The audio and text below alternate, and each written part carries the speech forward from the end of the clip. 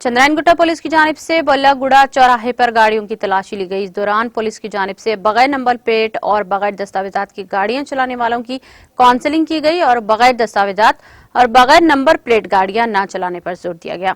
इस मौके पर सब इंस्पेक्टर इन पुलिस शेखर जयम्मा और ASI M शंकर और पुलिस अमला मौजूद था।